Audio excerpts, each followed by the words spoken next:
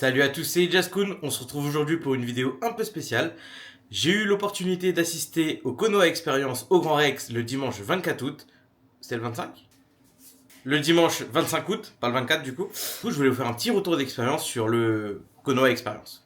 C'est parti. Konoha Experience, qu'est-ce que c'est? Et ben en fait, on a eu la chance, grâce au Grand Rex, à la Fnac, Tsume Art et aux éditions Kana, il y avait aussi d'autres sponsors encore, on a eu la chance donc de recevoir l'auteur de Naruto qui est Kishimoto, ainsi que l'auteur de Boruto qui est Ikemoto. Donc on a eu un petit concert qui était orchestré par Naruto Shippuden Symphonic Experience. Donc c'est un concert qui aura lieu le 25, 26 octobre, 25, 26 et 27 octobre à Paris, au Dôme de Paris. Très belle salle de concert où on a eu Espa par le passé. On a donc pu voir des scènes marquantes de l'animé, accompagnées par l'orchestre du Naruto Shippuden Symphonic Experience. Ouais, il me faut des mémos techniques moi parce que j'y arrive pas. Donc c'était super sympa. Oh les fils.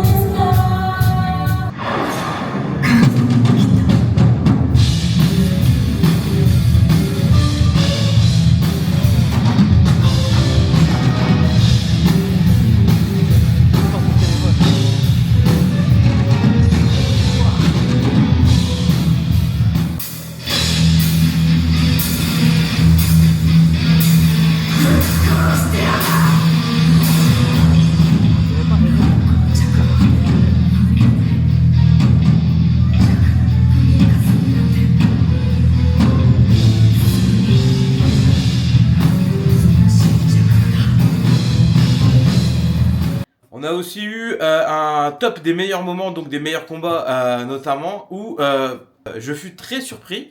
Rock Lee a eu un standing ovation. Alors, j'ai rien contre le personnage, il est super stylé, mais moi je suis un énorme fan de Sasuke. Je m'attendais à ce que voilà la salle soit en délire pour Sasuke, mais pas du tout. La salle a beaucoup plus crié pour Rock Lee.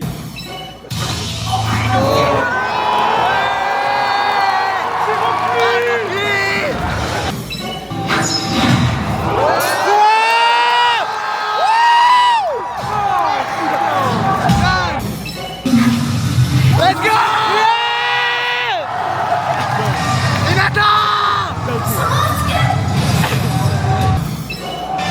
Ouais, tu fais pas.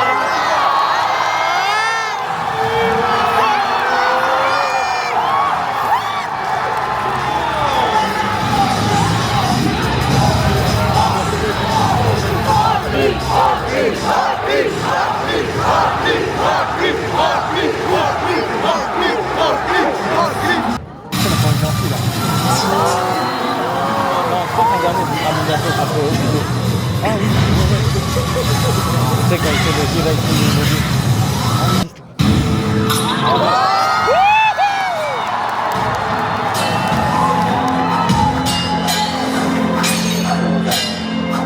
Donc c'était impressionnant. Donc on s'est mangé des Rock Lee, Rock Lee, Rock Lee.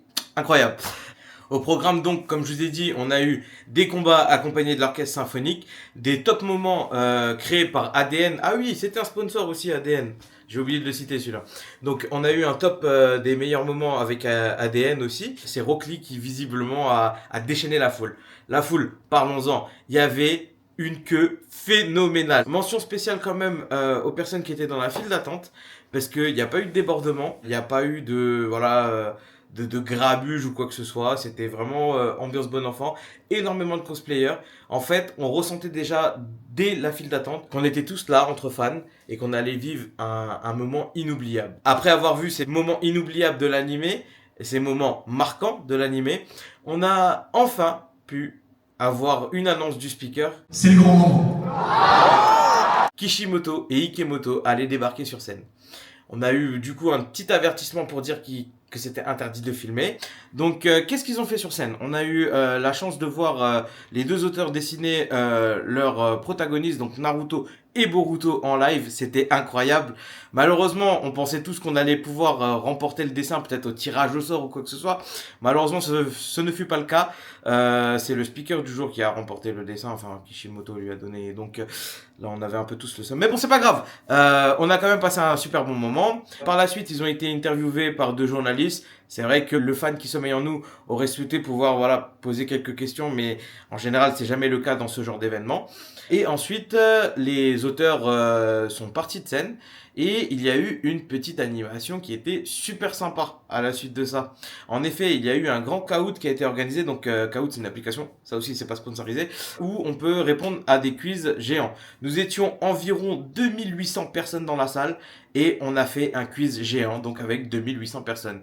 J'ai eu la chance, parce que je suis un très grand fan et que, moi j'ai révisé et tout, pas du tout.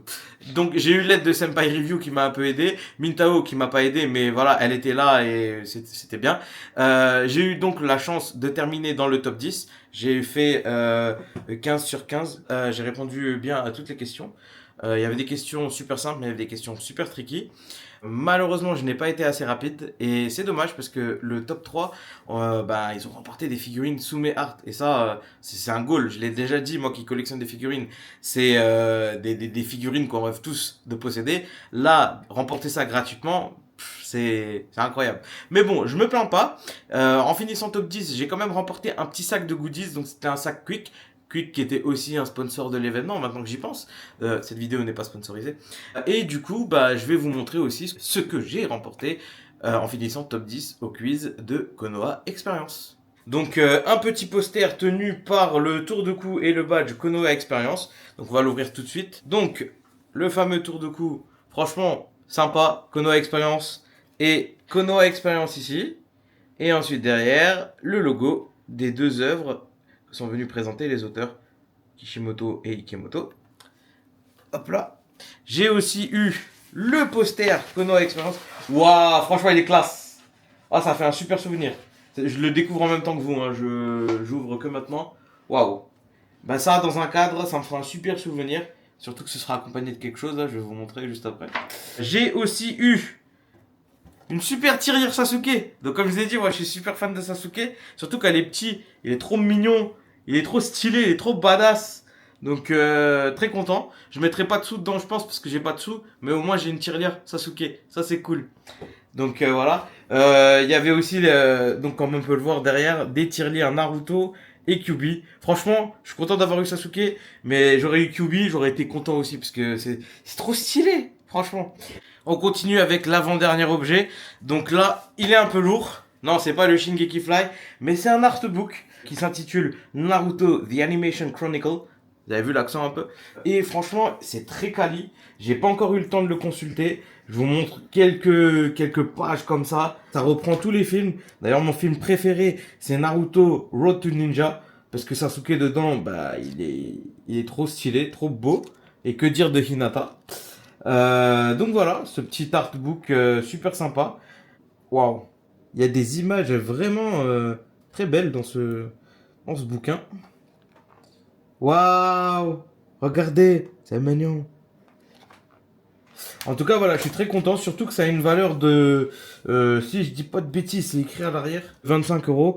Donc ça, plus la tirelire qui doit valoir à peu près dans les mêmes eaux. On est déjà à une valeur environ de 50 €. C'est quand même pas mal. Le tour de cou apparemment était vendu sur place aussi. J'ai pas l'information quant au prix, mais connaissant un peu les prix du milieu, ça devait pas être en dessous de 10 € quoi.